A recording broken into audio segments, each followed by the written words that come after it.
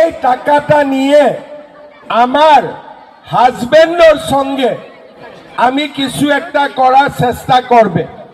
হাজবেন্ডের দোকান আছে, ওই জায়গায় টাকাটা দিয়ে দেন। হাজবেন্ডের ব্যবসা আছে, ব্যবসায় টাকাটা দেন।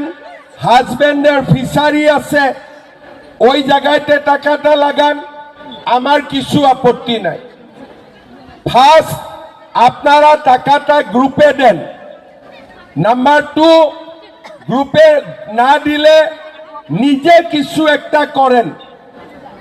এটাও না করলে হাজবেন্ডের সঙ্গে মিলিয়া আপনারা কিছু একটা ব্যবসায় করেন। 6 মাস পরে আমি আপনার বাড়িতে দুবারা আসবেন।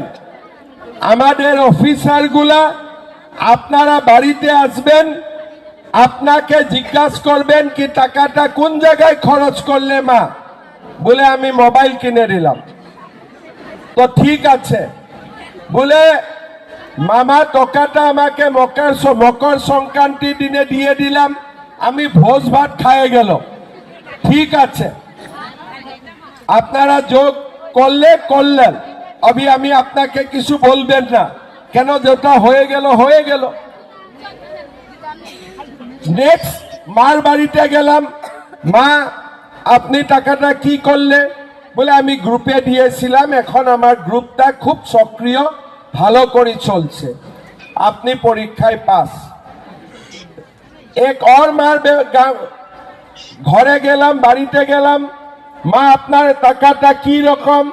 আমি একটা সেলাই মেশিন কিনছে, আমি গাই গরু কিনছিলাম, ছাগলি কিনছিলাম, আমি ঘরের সামনে ছোটা মোটা দোকান দিয়েছে, আপনিও পরীক্ষায় পাস।